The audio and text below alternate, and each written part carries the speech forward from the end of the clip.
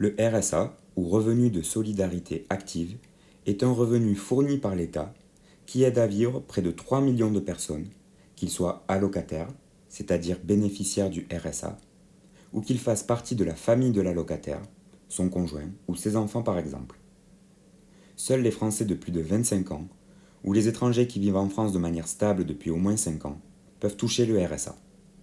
Cependant, les jeunes les plus précaires peuvent exceptionnellement le toucher.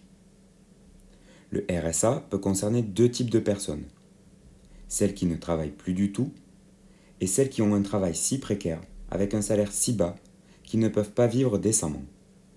On complète alors leur salaire. Le RSA a été créé en 2007, lorsque Nicolas Sarkozy était président de la République. Il a alors remplacé le RMI, le revenu minimum d'insertion. Le montant du RSA dépend de la taille du ménage, c'est-à-dire du nombre de personnes qui vivent avec soi.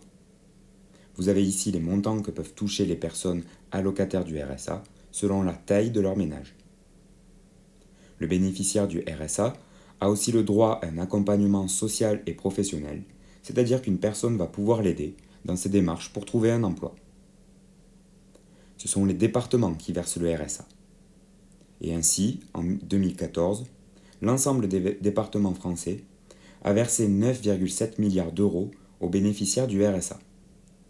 L'État a contribué à cette aide, en remboursant en quelque sorte aux départements 6,4 milliards d'euros. Il est resté 3,3 milliards d'euros à la charge des départements. Mais d'où vient cet argent?